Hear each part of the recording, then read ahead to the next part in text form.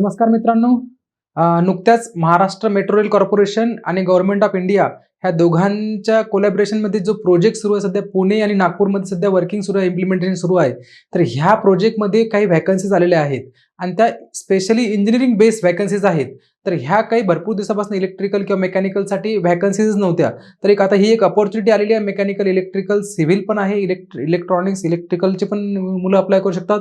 तर ह्या व्हॅकन्सीजबद्दल भरपूर मुलांमध्ये काही डाऊट्स असतील, ते सगळे डाऊट्स आपण ह्या जो छोटा व्हिडिओ असणार आहे ह्या व्हिडिओमध्ये आपण क्लिअर करणार आहे. प्रत्येक पॉईंट अँड पॉईंट पूर्ण ॲडव्हर्टाइजमेंट आपण तुमच्या समोर असणार आहे. प्रत्येक या ॲडव्हर्टाइजमेंटले जेही काही क्रिटिकल पॉईंट्स आहेत ते क्रिटिकल पॉईंट्स आपण आज या व्हिडिओमध्ये क्लिअर करणार आहेत. तर मित्रांनो, सगळ्यात महत्त्वाची गोष्ट, ही जी पोस्ट आहे सध्या ही फक्त महाराष्ट्रातल्या कॅन्डिडेटसाठीच इलिजिबल आहे. कारण की ह्यामध्ये मराठीचं नॉलेज असणं खूप आवश्यक आहे. मराठी लिहिता वाचता आणि प्रॉपर बोलता येणं आवश्यक आहे. याच्यामध्ये पहिला क्रायटेरिया त्यांनी तो दिलेला आहे. प्लस यामध्ये एक मराठी लँग्वेजचा पण पेपर आहे. त्यामुळे बाहेरच्या मुलांना इथे ह्या एक्झामसाठी कॉम्पिटिशन नाही आहे बाहेरच्या मुलांची, फक्त महाराष्ट्र स्टेटच्याच मुलांची कॉम्पिटिशन आहे. टोटल व्हॅकन्सीज आहे 85 व्हॅकन्सीज आहेत. परंतु 85 व्हॅकन्सीजसाठी आपण सगळेच इलिजिबल आहे असं नाही आहे. तर आपण कोणकोणत्या पोस्टसाठी इलिजिबल आहे ते आपण ह्या क्लिअर पूर्ण ज्या व्हिडिओमध्ये ते बघू. पुन्हा तुमचं एज क्रायटेरिया काय असणार आहे, सिलेबस काय आहे, सिलेक्शन प्रोसिजर काय आहे, कोणकोणत्या एक्झाम्स होणार आहेत, तर ह्या सगळ्या तयारी कशी करायची, किती लेव्हल्स असते एक्झामची वगैरे काय असते. मागच्या वेळी मुंबई मेट्रोच्या पण काही एक्झाम झाल्या आहेत, त्यामध्ये आपले काही क्लासचे विद्यार्थी सिलेक्ट पण झालेले आहेत.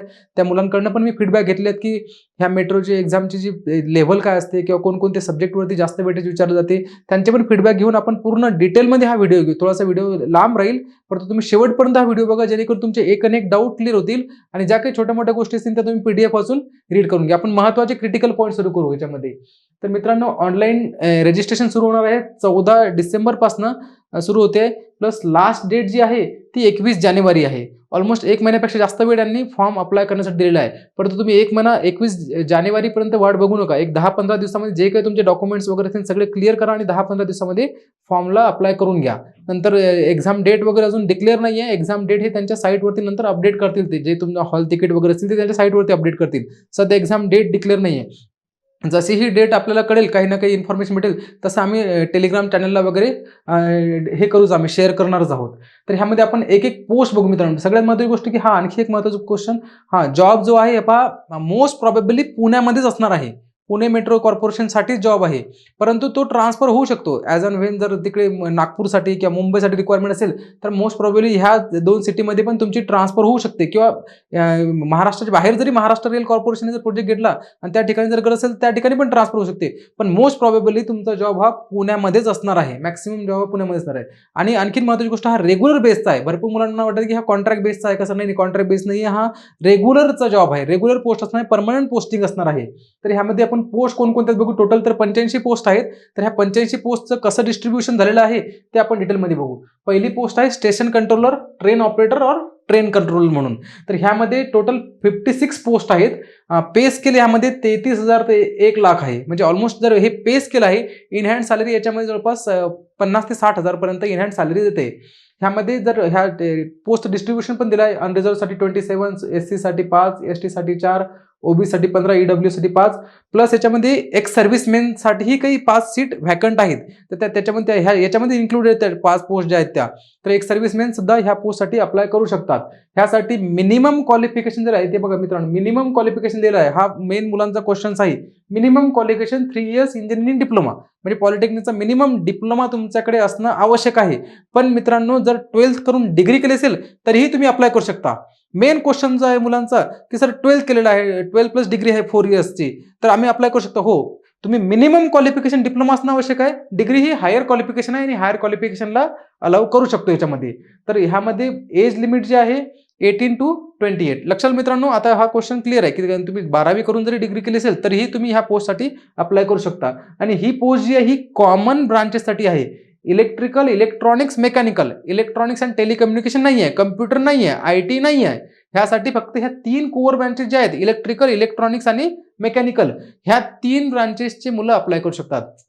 टोटल 56 पोस्टसाठी ह्या 3 ब्रांचेसची मुलं अप्लाय करू शकतात. डिप्लोमा प्लस डिग्री चालू शकते. प्लस ह्यामध्ये तुम्हाला महत्त्वाचा क्रायटेरिया काय, मराठी लिहिता वाचता बोलता येणे आवश्यक आहे. नंतर याच्यानंतरची पोस्ट आहे सेक्शन इंजिनियर. तर सेक्शन इंजिनियरमध्ये इलेक्ट्रिकल, IT, कम्प्युटर, नंतर मेकॅनिकलसाठी वेगवेगळ्या पोस्ट आहेत. त्याच्यासाठी डिस्ट्रीब्युशन बघू आपण. इलेक्ट्रिकलसाठी 4 पोस्ट आहेत, अनरिझर्व्ह 3 आहे आणि ओबीसीसाठी 1 आहे. ह्यासाठी इलेक्ट्रिकलमध्ये 4 इयर डिग्री असणं आवश्यक आहे मित्रांनो, लक्षात घ्या. सेक्शन इंजिनियर पोस्ट ही ग्रुप बी पोस्ट आहे आणि ग्रुप बी साठी डिग्री असणं आवश्यक आहे, 4 इयर डिग्री. ह्यामध्ये तुम्ही डिप्लोमा करून डिग्री केली असेल तर चालेल, पण फक्त डिप्लोमा असेल तर अलाउड नाही आहे. डिग्री असणं आवश्यक आहे तुमच्याकडे याच्यामध्ये सेक्शन इंजिनियरच्या सगळ्या पोस्टसाठी. इलेक्ट्रिकलसाठी सुद्धा, नंतर IT साठी सुद्धा 1 पोस्ट आहे, नंतर इलेक्ट्रॉनिक्स सुद्धा 5 पोस्ट आहेत इलेक्ट्रॉनिक्ससाठी. तर इलेक्ट्रॉनिक्समध्ये तुम्हाला IT मध्ये IT आणि कम्प्युटर इंजिनिअरिंग हे दोन्ही अप्लाय करू शकतात. पुन्हा इलेक्ट्रॉनिक्ससाठी इलेक्ट्रॉनिक्स आणि टेलिकम्युनिकेशन ह्या दोन्ही ब्रांच अप्लाय करू शकतात. तर ह्यामध्ये आणखी मेकॅनिकलसाठी 1च पोस्ट आहे, अनरिझर्व्हसाठी पोस्ट आहे. ह्यामध्ये जर तुम्ही SC ST OBC वाले असतील तर तुम्हीही अप्लाय करू शकता, पण तुम्हाला अनरिझर्व्हमध्ये तुम्हाला कम्पीट करावं लागेल. अनरिझर्व्हमधून तुम्हाला पोस्ट मिळवता येऊ शकते. अनरिझर्व्हची पोस्ट आहे. हे बघा मित्रांनो, ह्यामध्ये पोस्ट 1, 5 किंवा आणखी 1, 4 जरी ह्या पोस्ट कमी दिसतात मित्रांनो, काय होते, मॅक्सिमम मुलं हाच विचार करतात की अरे यार एकच पोस्ट आहे, आपला कुठे नंबर लागेल किंवा खूप कॉम्पिटिशन असेल. अशा ठिकाणी मित्रांनो खूप लकी ड्रॉ लागू शकतो. कारण की मॅक्सिमम विद्यार्थी हाच विचार करतात, अरे एकच पोस्ट आहे, मी अप्लाय करून काही फायदा नाही, 400-500 रुपये फीज वाया जाईल, कोण एक्झामला जाणार स्पेशल, कोण करणार. तर ह्या ठिकाणी उलट मी सांगतो, फॉर्म भरणाऱ्या मुलांची संख्या खूप कमी असते आणि अशा ठिकाणी तुम्ही आवर्जून फॉर्म भरायला हवे. असंच एक आमच्या क्लासमधलं एक एक्झाम्पल आहे. एक अभिजित बावस्कर सध्या RTOला जॉईन आहे. त्यांचं सिलेक्शन याला झालं होतं, याला IOCL मध्ये फक्त 1च पोस्ट होती, ऑल इंडिया लेवलवरती पोस्ट होती आणि त्यांनी फॉर्म भरला होता आणि एका पोस्टसाठी त्यांचं सिलेक्शन झालं होतं. त्यामुळे तुम्ही असा विचार नाही करू शकत की एका पोस्टमध्ये आपला नंबर लागणार नाही म्हणून. तर 1 पोस्ट जरी असेल, तुम्हाला 1च पोस्टची आवश्यकता आहे, तर 1 पोस्ट जरी असेल तरी फॉर्म भरा. कारण की ऑलमोस्ट तुम्ही जर टेक्निकल एक्झामची तयारी करताय तर कॉमन सिलेबस आहे. कॉमन सिलेबसला फक्त तुम्हाला एक्झामला जायचं आहे, खूप जास्त वेगळे करायची गरज नाही यामध्ये. तर फॉर्म आवर्जून भरा मित्रांनो सगळ्यांनी, जरी कमी पोस्ट असतील तरीही काही हरकत नाहीये. तर आणखी पुढे बघू आणखी काय काय इम्पॉर्टंट पॉईंट्स आहेत. ज्युनियर इंजिनियरची पोस्ट. आता आपलं सेक्शन इंजिनियर झालं आता क्लिअर. ज्युनियर इंजिनियरसाठी इलेक्ट्रिकलसाठी वेगळे आहेत, इलेक्ट्रॉनिक्ससाठी वेगळे आहेत. याचं पे स्केल सेम आहे, जे स्टेशन कंट्रोलरचं आहे पे स्केल 33,000 ते 1,00,000. पण सेक्शन इंजिनियरसाठी ग्रुप बी ची पोस्ट असल्यामुळे तिथे 40,000 ते 1,25,000 तिथे पे स्केल जास्त आहे. ती ग्रुप बी ची पोस्ट आहे, ह्या ग्रुप सी च्या पोस्ट आहेत. त्यामध्ये ज्युनियर इंजिनियरसाठी इलेक्ट्रिकलसाठी 8 व्हॅकन्सीज आहेत. इलेक्ट्रिकल ब्रांचमध्येच तुमचा डिप्लोमा असणं आवश्यक आहे. इलेक्ट्रॉनिक्सवाले अप्लाय करू शकणार नाही आहेत. इलेक्ट्रॉनिक्ससाठी वेगळ्या पोस्ट आहेत. नंतर मेकॅनिकलसाठी 6 पोस्ट आहेत. सिव्हिलसाठी सुद्धा 2 पोस्ट आहेत त्यामध्ये. आणि एज लिमिट सगळ्यांसाठी ओपनसाठी 18 ते 28 हे असणं आवश्यक आहे. आणि मेन जो आहे, तुम्हाला मराठी लिहिता बोलता वाचता येणं कंपल्सरी आहे यासाठी. आणखी महत्त्वाची गोष्ट हे बघा मित्रांनो, ही लाईन मी हायलाइट करून ठेवलेली आहे. Candidate with higher qualification in respective discipline can also apply. म्हणजे तुम्ही डिप्लोमा नसेल आणि तुमचं हायर क्वालिफिकेशन डिग्री आहे, MTech आहे, PhD आहे, तरी तुम्ही अप्लाय करू शकता, काही अडचण नाही आहे. त्यामुळे ज्या स्टेट गव्हर्नमेंटमध्ये रूल आहे की जर JEE लेवलच्या पोस्ट असतील तर त्यामध्ये फक्त तुम्ही डिप्लोमा असणं आवश्यक आहे, पण डिग्रीवाले अप्लाय करू शकत नाही. त्याला डिप्लोमा कंपल्सरी असतो, पण इथे तसं नाही आहे. जर तुम्ही मिनिमम डिप्लोमा हवा, हायर क्वालिफिकेशन तुमचं चालेल. प्लस ह्यामध्ये मोस्टली तुमची पोस्ट नागपूर किंवा पुण्यालाच राहणार. सध्या पुणेच असल्यामुळे वर्किंग पुणेसाठीच असणार आहे पोस्ट, पण तुमची नागपूरला पण पोस्टिंग होऊ शकते आणि ट्रान्सफर होऊ शकतात तुमच्या याच्यामध्ये. आणखी हे एज्युकेशनल क्वालिफिकेशनचं आपण बघितलेलं आहे. महत्त्वाची गोष्ट आणखी, जे विद्यार्थी सध्या ॲपियर आहेत, म्हणजे मागच्या वर्षी काही मुलांनी, आता ह्या कोरोनामुळे एक्झाम लेट झाल्या, आता ह्या वर्षी एक्झाम दिल्यात त्यांनी आणि रिझल्ट यायचा बाकी आहे, तर रिझल्ट जरी अवेटिंग असेल तरीही तुम्ही अप्लाय करू शकता. म्हणजे ॲपियरिंग स्टुडंट सुद्धा अप्लाय करू शकता. पण फायनल सिलेक्शन झाल्यानंतर ज्यावेळेस सायकोमेट्री टेस्ट असणार आहे त्यावेळेस तुमचा रिझल्ट येणं आवश्यक आहे. तर ॲपियरिंग विद्यार्थी, आता ह्या प्रोसेसला थोडासा 4-5 महिने वेळ लागेलच आणखी एक्झाम होणे किंवा त्यांच्या आणखी ज्या तुमच्या रिझल्ट वगैरे डिक्लेअर करण्यामध्ये 4-5 महिने वेळ जाईल. तोपर्यंत सगळ्या युनिव्हर्सिटीचे रिझल्ट येऊन जातील, तोपर्यंत ॲपियरिंग स्टुडंट सुद्धा ह्या एक्झामला अप्लाय करू शकतात. नंतर जॉब प्रोफाईल तुम्ही नंतर बघून घ्या, काय अडचण नाही. जॉब प्रोफाईल सध्या जॉब मिळणं आवश्यक आहे आपल्याला. जॉब प्रोफाईल बघू आपण. गव्हर्नमेंट जॉब आहे, JEEचा आणि कंट्रोल इंजिनियरचा कंट्रोल याचा, तर त्यामुळे चांगलाच असणार जॉब प्रोफाईल, असं काही तुम्ही त्याचा विचार नको सध्या. सिलेक्शन प्रोसिजर हा सगळ्यात महत्त्वाचा पॉईंट आहे. सिलेक्शन प्रोसिजरमध्ये स्टेशन कंट्रोलरसाठी 4 स्टेजेसमध्ये सिलेक्शन आहे. 4 स्टेजेस असणार आहे टोटल. त्यामध्ये पहिली स्टेज आहे CBT, म्हणजे कम्प्युटर बेस्ड टेस्ट असणार आहे. त्यामध्ये तुमची जे ऑब्जेक्टिव्ह टाईपचे क्वेश्चन्स असणार आहे.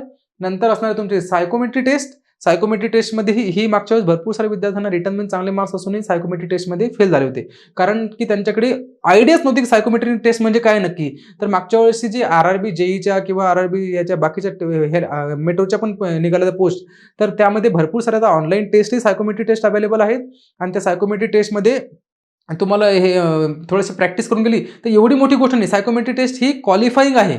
तुम्हाला त्याच्यामध्ये मार्क्स घेणं आवश्यक नाही आहे. इंटरव्ह्यू सुद्धा ऑलमोस्ट क्वालिफाईंग येते. इंटरव्ह्यूसाठी पण नाही, इंटरव्ह्यू पण आहे इथे, पण तुमचे एक टेस्ट करण्यासाठीच आहे. तुमचे मेन जो तुमचं सिलेक्शन असणार आहे तुमचं CBT कसे मार्क्स घेताय. तर ह्यामध्ये बघू आपण आणखी काय कसं आहे त्याच्यामध्ये पुढचे ही स्टेजेस कसे आहेत तर सिलेबस वगैरे. नंतर जे सेक्शन इंजिनियर आणि ज्युनियर इंजिनियर आहे ह्यासाठी 3 टेस्ट आहेत. त्यामध्ये फक्त काय सायकोमेट्री टेस्ट नाही आहे. ते स्टेशन कंट्रोलसाठी तुमचं online test, psycho test, personal interview आणि मेडिकल एक्झामिनेशन. तर जेईसाठी सायको टेस्ट कमी आहे. बाकीच्या 3 स्टेजेस आहेत. ह्या तिन्ही स्टेजेस ह्या तुम्हाला जेईसाठी असणार आहेत. अजून डेट्स ह्या एक्झाम नाही डिक्लेअर नाही आहेत. ते तुम्हाला वेबसाईटवरती तुम्हाला डेट्स कळून जातील. नंतर मेडिकल स्टँडर्ड A1 आणि A3 स्टेशन कंट्रोलर A1 पाहिजे म्हणजे आयसाईट तुमची 6/6 आवाज असायला हवी. तुम्ही A1 स्टँडर्ड किंवा A3 स्टँडर्ड गुगलमध्ये सर्च केलं तुम्हाला मिळून जाईल. किंवा तुम्हाला RRB जेईच्या पण मागच्या PDFs असतील किंवा कुठेही केलं तर त्या PDFमध्ये A1 स्टँडर्ड काय A3 स्टँडर्ड काय ते डिटेलमध्ये दिलेलं आहे. तुम्हाला काय मेडिकल फिटनेससाठी काय लागतं आहे ते तुम्ही बघून घेऊ शकता. नंतर महत्त्वाचा पॉईंट कम्प्युटर बेस्ड टेस्ट आहे. आता नक्की आहे काय याच्यामध्ये कोणकोणतं सिलेबस आहे काय ते बघू मित्रांनो. CBT मध्ये ऑलमोस्ट 3 स्टेजेस आहेत इथे. आणि हे जे CBT एक्झाम आहे ही जेईसाठी आणि स्टेशन कंट्रोलरसाठी किंवा सेक्शन ईसाठी तिघांसाठी सारखीच एक्झाम असणार आहे.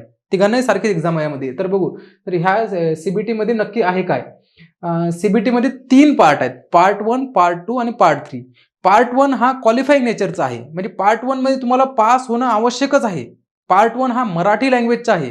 मराठी लँग्वेजमध्ये तुम्हाला 15 क्वेश्चन्स आहेत. त्यामध्ये 15 क्वेश्चन्समध्ये तुम्हाला 40% मार्क्स घेणं आवश्यकच आहे. म्हणजे कमीत कमी 6 मार्क्स तुम्हाला यायलाच हवे.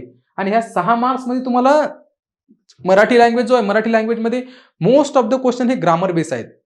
तर ही जी टेस्ट आहे ह्या टेस्टमध्ये खूपच महत्त्व आहे. तुम्हाला मराठीचाही खूप चांगल्या प्रकारे अभ्यास करणं आवश्यक आहे. कारण की तुमचं टेक्निकल किती चांगलं आहे, ॲप्टिट्यूड रिजनिंग किती चांगलं आहे, जनरल अवेअरनेस किती चांगला आहे. पण जर तुम्ही ही पहिली पार्ट 1ची जर एक्झाम क्लिअर नाही झाली तर तुम्हाला पार्ट 2 आणि पार्ट 3चे तुमचे पेपर चेक होणार नाही आहेत. त्यामुळे ही एक्झाम तुम्हाला पार्ट 1ची एक्झाम आहे ही खूप चांगल्या प्रकारे बघावं लागणार आहे. आपल्या इथे आपण एक खूप इग्नाईट ऑनलाईन अकॅडमीचं ॲप आहे. त्यामध्ये एक जे सतीश शिंदे सर आहेत आपल्या इथे शिंदे सरांचं आपण मराठीचा एक कोर्स टाकलेला आहे. एक महाराष्ट्र इंजिनिअरिंग सर्व्हिसेससाठी आहे तो. परंतु सेमच पूर्णच्या पूर्ण जो सिलेबस आहे एक 30-35 लेक्चर्स आहेत. एक ₹200 कॉस्ट आहे कमीत कमी एकदम. तो क्वालिफाईंग नेचर आहे. तुम्ही तेवढा कोर्स जर केला तर ऑलमोस्ट तुमचे ते क्वेश्चन्स कव्हर होऊन जातील सगळे. त्यामध्ये आपण MCQ पण सॉल्व्ह केले आहे. तर तेवढा कोर्स तुम्ही करून घ्या ऑनलाईनमध्ये. काही मोठी गोष्ट नाही. तुम्ही घरी बसून एक 30-35 लेक्चर 7-8 दिवसामध्येही तुमचा तो कोर्स क्लिअर होऊन जाईल. तर मराठी इम्पॉर्टंट आहे. त्याला तुम्ही इग्नोर करू नका. बाकीच्या ठिकाणी तरी एक इग्नोर होऊन जाते की ठीक आहे आपण बाकीच्या सेक्शनमध्ये चांगले स्कोर करून घेऊ, मराठी इग्नोर झालं तरी चालेल. पण मराठी लँग्वेज इथे मस्ट आहे. तुम्ही आधीही बघितलं तर सिलेक्शन क्रायटेरियामध्ये किंवा अप्लिकेशन ज्याला करायचं त्याच्यामध्येही त्यांनी मेन सांगितलं की मराठी लँग्वेज तुम्हाला आणं आवश्यक आहे. ते लिहिता बोलता वाचता येणं आणि तुम्हाला इथे मराठी ग्रामरही येणं आवश्यक आहे चांगल्या प्रकारे. मी मागच्या वेळेसच्या मुलांचे घेतलेले आहेत फीडबॅक. तर मराठी लँग्वेजचे क्वेश्चन थोडेसे ग्रामॅटिकल बेस इझी क्वेश्चन असतात. पण तुम्हाला पूर्ण मराठी ग्रामरची आवश्यकता नॉलेजची आवश्यकता आहे. तर एक वेळ तरी तुम्ही रीड करून घ्या. तुम्हाला 6 क्वेश्चन घेणं एवढी डिफिकल्ट जाणार नाहीये. नंतर तुम्ही ती जर एक्झाम क्वालिफाय झाली तर मग तुम्हाला CBT एक्झाम एकाच वेळी होणार आहे. Part 1, part 2, part 3. पण तुमची जर फर्स्ट एक्झाम जर क्लिअर झाली पार्ट 1 मध्ये जर क्वालिफाईंग मार्क्स असतील तरच तुमचा रिझल्ट येईल. अदरवाईज तुमचे पार्ट 1, पार्ट 3चे पेपर चेक नाही होणार किंवा तुमचा तो येणारच नाही, रिझल्टच डिस्प्ले होणार नाही. तर पार्ट 2 आणि पार्ट 3 मध्ये बघा मित्रांनो. पार्ट 2 मध्ये काय MCQ टाईपचे ते पण MCQ टाईपचीच असते. तुमची मराठीचे पण MCQ टाईपचीच असणार एक्झाम. तर ह्यामध्ये तुमचं जे सिलेबस असणार आहे हा जनरल अवेअरनेस, ॲप्टिट्यूड आणि रिझनिंग. पार्ट 2 मध्ये जनरल अवेअरनेस, ॲप्टिट्यूड आणि क्वांटिटी ॲप्टिट्यूड आणि रिझनिंग. ह्यामध्ये जनरल अवेअरनेसमध्ये ऑलमोस्ट इंडिया लेवलचं जनरल अवेअरनेस आहे. महाराष्ट्र नाही आहे. ह्यामध्ये इंडिया लेवलचं म्हणजे इकॉनॉमी, पॉलिटी, हिस्ट्री, जिओग्राफी. तर हे सगळ्या टाईपचे तुम्हाला काय विचारणार क्वेश्चन विचारणार याच्यामध्ये 10 मार्कांसाठी. तर ह्या 10 आणि क्वेश्चन लेवल ही इझीच असते. एवढी मोठी नाही. तुम्ही जर RRB जेईचं जर बघितलं असेल जनरल अवेअरनेस तर त्याच लेवलचा आणि त्याच टाईपचा सिलेबस असणार आहे तुम्हाला. तर तो सिलेबस नाही. तुम्ही त्यासाठी तुम्ही लुसेंटचं बुक यूज करू शकता. लुसेंटमध्ये ऑलमोस्ट सगळ्या सेंट्रल गव्हर्नमेंटचे एक्झाम्स असतात. त्यासाठी खूप चांगल्या प्रकारे आहे आणि खूप जास्तही करायची गरज नाही कारण की 10 मार्क वेटेज आहे. 10 मार्कांसाठी आपण खूप काही जास्त GS नाही करू शकत. ज्या मुलांनी काही आता महाराष्ट्र इंजिनिअरिंग सर्व्हिसेस घेतात सिव्हिलसाठी किंवा RTO साठी GS केल्या मुलांनी त्यांचं ऑलमोस्ट पॉलिटी वगैरे हिस्ट्री जिओग्राफी झालेलं असते. फक्त इकॉनॉमी वगैरे थोडीफार तुम्हाला द्यावं लागेल त्याच्यामध्ये बघावं लागेल. तर त्या स्पेशल GSचा पण कोर्स आपल्या याच्यामध्ये अवेलेबल आहे इग्नाइट ऑनलाईन अकॅडमी, आणि त्याचीही कॉस्ट 190 रुपीज आहे. 10 मार्काचं वेटेज आहे, त्यामुळे जास्तही पैसे खर्च करायची गरज नाही. फक्त तो तुमचा जो कोर्स आहे 50-60 लेक्चर आहेत. 50-60 लेक्चरमध्ये तुमचे ऑलमोस्ट जीएस क्लिअर होऊन जाईल. त्याच्यामधले तुम्हाला एक चांगले क्वेश्चन जमतील याच्यामध्ये, कारण की तुम्ही 10 मार्कांसाठी खूपच आणखी काही वाचू शकत नाहीये. तर तेवढा एक कोर्स केला तरी तुमचा एक होऊन जाईल. 190 रुपीजचाच कोर्स आहे. तेवढा एक कोर्स तुम्ही जीएसचा करून घ्या. उत्तम गोरे सरांचा कोर्स आहे. खूप चांगल्या प्रकारे त्यांनी शिकवलेला आहे. जरी सिलेबस हा महाराष्ट्र इंजिनिअरिंग सर्व्हिसेससाठी आम्ही घेतलेला आहे, पण most of the general studies, geography, Maharashtra engineering services काय आणि मेट्रो काय किंवा युपीएससी काय, ऑलमोस्ट आपण त्यात कव्हर केलेले पॉईंट. तिकडेही जीएस हे 20 मार्कांसाठी येते, इकडे 10 मार्कांसाठी येते. त्यामुळे आपण ते एकदम कन्साइजच एकदम कमीत कमी लेक्चरमध्ये शिकवलेलं तिथे. तर तो तेवढा जीएसचा कोर्स तुम्ही करून घ्या. ॲप्टिट्यूड रिझनिंगसाठी एक 10 मार्कांसाठी क्वांटिटी ॲप्टिट्यूड आहे, 10 मार्कांसाठी रिझनिंग आहे. तर एक क्वांटिटी ॲप्टिट्यूडचे आणि रिझनिंगचे क्वेश्चन हे ॲव्हरेज लेवलचे असतात. खूप IBPS क्लर्क किंवा PO लेवलचे नाही आहे, किंवा एकदमच तुम्ही म्हणणार की हे जे आपले महापरीक्षा पोर्टलवरती जे हे आहे WRD, JEE किंवा ज्या आपल्या पोर्टलवरच्या परीक्षा तेवढेही इझी लेवलचे क्वेश्चन्स नसतात. एक मीडियम लेवलचे क्वेश्चन्स असतात, आणि त्या मीडियम लेवलच्या क्वेश्चनसाठी एक खूप जास्तही तयारी करत नाही. तुम्ही एक अरिहंतचे पुस्तक किंवा छोटेसेही अंकलगी किंवा महाराष्ट्र MPSCचे जरी काही तुम्ही रिझनिंग किंवा ॲप्टिट्यूडचे क्वेश्चन बघितले तरी चालेल. ह्यामध्ये एक आपल्याला कृष्णा पाटील सरांचाही एक कोर्स अवेलेबल आहे ॲप्टिट्यूड आणि रिझनिंगसाठी. ऑलमोस्ट त्यामध्ये आपण एक IBPS क्लर्क लेवलनं तयारी केलेली आहे. थोडंसं हायर लेवल कव्हर केलेली आहे. परंतु तो कोर्स असा आहे की आपण 0 to ॲडव्हान्स अशा लेवलपर्यंत आपण त्यांचा कोर्स केलेला आहे, त्याच्यामध्ये टाकलेला आहे. तर त्यामुळे काय होईल, जरी मेट्रोचे एक्झाम आहेत, परंतु तुम्हाला उद्या एक BMCचे पण काही चान्सेस आहेत एक्झाम व्हॅकन्सी निघण्याचे. BMC IBPS कंडक्ट करते, मग तुम्हाला त्या लेवलचं रिझनिंग ॲप्टिट्यूड असणं आवश्यक आहे. तर त्या लेवलचेही क्वेश्चन कव्हर होतील. पुन्हा ज्या लो लेवलच्या एक्झाम आहेत, त्या लो लेवलच्या पण एक्झाम कव्हर होतील. कारण की जर तुम्ही अभ्यास करताय तर 0 to ॲडव्हान्स करा. जर तुम्ही ॲडव्हान्स लेवलचा जर अभ्यास होत असेल तुमचा, तर हे क्वेश्चन तुमचे 20 मार्क आहेत, हे 20 मार्कपैकी 20 पडायला हवे. कारण की रिझनिंग आणि ॲप्टिट्यूड हे ॲव्हरेज लेवल आहे, खूप डिफिकल्ट नाही. तर त्यामुळे तुम्हाला 20 मार्क येऊ शकता इथे. तर थोडंसं हायर लेवलची स्टडी करा ॲप्टिट्यूड आणि रिझनिंगसाठी. KP सरांचा कोर्स आहे आपल्या ॲपमध्ये अवेलेबल, तो कोर्स तुम्ही घेऊ शकता. तर हा आहे तुमचा पार्ट 3 मध्ये डोमेन बेस्ड क्वेश्चन. तुमची जी एक्झाम असणार आहे, तुमचं जे डिसिप्लिन आहे, मेकॅनिकल असेल मेकॅनिकलचे क्वेश्चन, इलेक्ट्रिकल असेल इलेक्ट्रिकलचे, सिव्हिल असेल सिव्हिलचे क्वेश्चन, इलेक्ट्रॉनिक्स असेल इलेक्ट्रॉनिक्स बॅकग्राऊंडचे क्वेश्चन. तर ह्या बेसवरती तुमचे 100 क्वेश्चन असणार आहे. मोस्ट ऑफ द वेटेज आला आहे, कारण की मोठं हे आहे याचं, तर वेटेज आहे 100 क्वेश्चनचं. तर ह्यावरती तुम्हाला चांगला फोकस करणं आवश्यक आहे. मॅक्सिमम मुलं आता इलेक्ट्रिकलचे मुलं असतील, सध्या आता ट्रान्सकोची तयारी करतायत. मेकॅनिकलचे मुलं असतील, भरपूर सारे RTO मेन्सची तयारी करतायत. नंतर सिव्हिलचे मुलं असतील, महाराष्ट्र इंजिनिअरिंग सर्व्हिसेस किंवा WRD JEEची तयारी करतायत. तर मोस्ट ऑफ द मुलांचं काय होते, टेक्निकल त्या एक्झामसोबत होतेच आहे कव्हर. तर टेक्निकलमध्ये एवढी काही तुम्हाला, आणि सिलेबस हा लक्षात घ्या मित्रांनो, आपले समजा एक WRD बघितली किंवा RTOच्या एक्झाम बघितल्या, किंवा ह्या ज्या बाकीच्या डिस्कॉम किंवा ट्रान्सको बघितल्या, ह्यामध्ये डिस्कॉम ट्रान्सकोमध्ये मशीन किंवा तुमचं पॉवर सिस्टीमवरती खूप जास्त वेटेज असते. नंतर WRD मध्ये तुम्ही बघितलं जिओटेक सारखे विषय किंवा स्ट्रेंथ ऑफ मटेरियल सारखे विषय, ह्यांच्यावरती खूप जास्त वेटेज असते. पण तुम्ही जर ह्या मेट्रोच्या एक्झाम जर बघितल्या, तर ह्यामध्ये ऑलमोस्ट सगळा सिलेबसचा कव्हरेज प्रॉपर केला त्यांनी. सगळ्या विषयावरती 2-2, 4-4 सगळे 2-2, 4-4 क्वेश्चन विचारले त्यांनी. मी जे फीडबॅक घेतलेत मागच्या वर्षी विद्यार्थ्यांकडनं, त्या विद्यार्थ्यांचं मला असं म्हणणं आहे की सर, कोणत्याच एका विषयाला खूप जास्त वेटेज नाही आहे. सगळ्या विषयाचे 4-4, 5-5, 4-4, 5-5 क्वेश्चन, 5-5, 10-10 क्वेश्चन इक्वल वेटेज दिलं सगळ्यांना. त्यामुळे असं इथे तुम्ही हे नाही करू शकत की हा सब्जेक्ट जास्त वेटेज न करायचा किंवा तो सब्जेक्ट अशा. सगळ्यांना प्रॉपर वेटेज. तुम्ही इलेक्ट्रिकलचं बघितलं तर पॉवर इलेक्ट्रॉनिक्सवरती क्वेश्चन होते, बेसिक इलेक्ट्रॉनिक्सवरती क्वेश्चन्स होते चांगल्या प्रकारे, बेसिक इलेक्ट्रिकल आहे, नंतर कंट्रोल सिस्टीम पण आहे, पॉवर सिस्टीम, मशीन. जनरली बाकीच्या एक्झाममध्ये खूप जास्त विचारलं होते, पण इथे ॲव्हरेज लेवलवरती सगळ्या याच्यावरती विचारलं होतं. त्यामुळे तुम्हाला हे सगळे विषय करणं आवश्यक आहे. आणि तुम्ही जर मित्रांनो ट्रान्सको करताय इलेक्ट्रिकलसाठी, किंवा महाराष्ट्र इंजिनिअरिंग सर्व्हिसेस करताय, किंवा PWD करताय, सिव्हिलचे मुलं, मेकॅनिकलचे मुलं RTO करतायत, तर टेक्निकल ऑलमोस्ट तिकडेच कव्हर होतं तुमचं सगळं. फक्त तुम्हाला काय ॲप्टिट्यूड रिझनिंग, जनरल अवेअरनेस आणि एक मराठीचा कोर्स करायचा आहे. तर हे aptitude reasoning, general awareness, Marathi almost बाकीच्या पण एक्झामला ट्रान्सको आणि याला विचार. ट्रान्सकोचा आता पूर्ण सिलेबस मॅच होतोय मेट्रोसाठी. तुम्हाला मराठी पण करावं लागणार तिकडे, नंतर ॲप्टिट्यूड रिझनिंग पण तिथे करावं लागणार. जनरल अवेअरनेस थोडंसं 10 मार्काचं एक्स्ट्रा करावं लागेल. परंतु आता जर ट्रान्सको आली नाही आहे सध्या आपल्या समोर व्हॅकन्सी, जर आता हे मेट्रो आहे, तर मेट्रोचं टार्गेट करा ना. जेव्हा येईल तेव्हा बघू आपण. त्यामुळे तुम्ही आता मेट्रोची तयारी करा आणि भलेही पोस्ट कमी असतील काही हरकत नाही आहे, परंतु तुम्हाला जास्त पोस्टची आवश्यकता नाही आहे. भरपूर मुलं हाच विचार करून काय करणार, फॉर्म भरणार नाही किंवा एक्झामला जाणार नाही. पण तुम्ही स्पेशल तयारी करा, काही हरकत नाही आहे. कारण की आल्यात व्हॅकन्सी, जनरल व्हॅकन्सी येत नाहीत मेट्रोमध्ये. तुम्ही बघितलं असेल 2 वर्ष आधी आलं तर आता आल्यात नंतर. तर आता ह्यामध्ये टेक्निकलसाठी खूप आवश्यक आहे. तर टेक्निकलला तुम्ही तुमचा जो सिलेबस असेल, जो ट्रान्सकोचा किंवा जेनकोचा किंवा मेकॅनिकलचा RTOचा असेल किंवा बाकीचे जे मशीन डिझाईनसारखे विषय ते थोडेसे एक्स्ट्रा करा. आणि त्यासाठी पण टेक्निकल कोर्सेस आपल्या याच्यामध्ये अवेलेबल आहे. महाट्रान्सकोचा पण कोर्स अवेलेबल आहे. सिव्हिलचे WRD JEEचा पण कोर्स आहे. WRD JEEमध्ये तुमचा सगळा सिलेबस कव्हर होते याच्यामध्ये. नंतर RTOमध्ये टेक्निकल कव्हर होते. लागलेले एक्स्ट्रा कोर्सेस मराठी ॲप्टिट्यूड रिझनिंगचे एक्स्ट्रा कोर्सेस अवेलेबल आहेतच. ते एक्स्ट्रा कोर्सेस पण करू शकता. त्यामुळे पुन्हा हा कोर्सही अवेलेबल होऊन जाईल. पुन्हा महत्त्वाची गोष्ट की याच्यामध्ये MCQ प्रॅक्टिस करणं खूप आवश्यक आहे. MCQ ॲव्हरेजच लेवलचे असतात. खूप SSC JEE खूप जास्त झाली आहे. SSC JEE पेक्षा थोडंसं इझीच असतं क्वेश्चन, पण MCQ जास्त प्रॅक्टिस करणं आवश्यक आहे. SSC JEEचं बुक यूज करू शकता तुम्ही. बाकी पण खुर्मी पण यूज करू शकता. खुर्मी जरी हे पण खुर्मीमधून पण भरपूर क्वेश्चन विचारले जातात. तर खुर्मी पण एक एक्स्ट्रा प्रॅक्टिससाठी ठेवू शकता. आणि आम्ही आमच्या एक ॲपमध्ये इलेक्ट्रिकलसाठी, मेकॅनिकलसाठी आणि सिव्हिलसाठी एक मेगा टेस्ट सिरीज ठेवलेली आहे, की जेणेकरून जे मोस्ट प्रॉबेबल क्वेश्चन्स असतात ते मोस्ट प्रॉबेबल क्वेश्चन आम्ही एक टेस्ट फॉर्मॅटमध्ये दिलेत, की एक 20-20 क्वेश्चन्स आहेत. 20-20 क्वेश्चनमध्ये 10 मिनिट वेळ आहे आणि जवळपास 10,000 क्वेश्चन आम्ही कव्हर केले आहेत.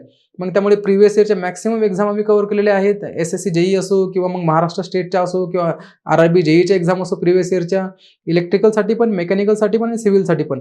तर त्यामध्ये ऑलमोस्ट तुमचे सगळे क्वेश्चन्स कव्हर होण्याचा आम्ही टार्गेट ठेवलेलं आहे. जे तुमचे रेफरन्स बुक आहेत, म्हणजे बन्सल झालेलं आहे किंवा तुमचं पिकी नाग असेल किंवा मोदी सेट असेल, हे जे भंडारी असेल, ह्या बुकमध्ये जे रेफरन्स बुकचे मॅक्सिमम क्वेश्चन एक्झामला विचारले जातात, ते रेफरन्स बुकही ऑलमोस्ट सगळे कव्हर केलेले आहेत त्याच्यामध्ये. तर ती टेस्ट सिरीज तुम्ही ऑलमोस्ट घ्याच. प्राईसही काही जास्त नाही आहे. कमीत कमी तुम्ही ॲप डाउनलोड करता, ॲपमध्ये तुम्हाला दिसतीलच.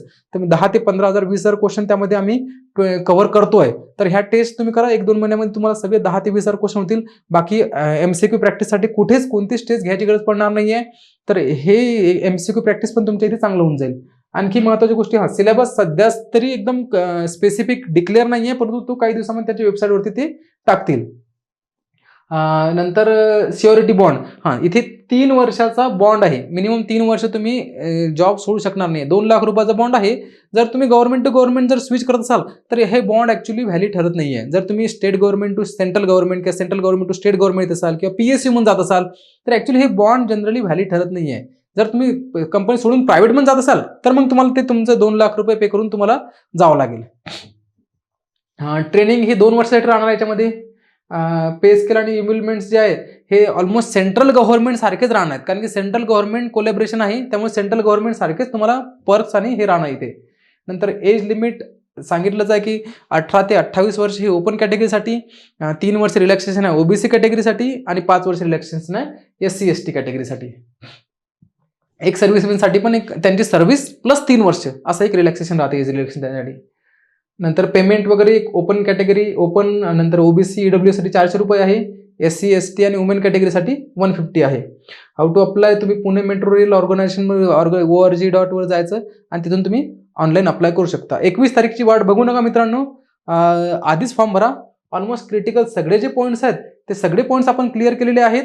आणि काही डाऊट असेल तर तुम्ही कमेंटमध्ये लिहू शकता किंवा तुम्ही एक आमच्या अकॅडमीचा नंबर पण शेअर केला इथे, त्या अकॅडमीच्या नंबरवरती पण तुमचे काही डाऊट्स विचारू शकता. तर ठीक आहे मित्रांनो, धन्यवाद. All the best.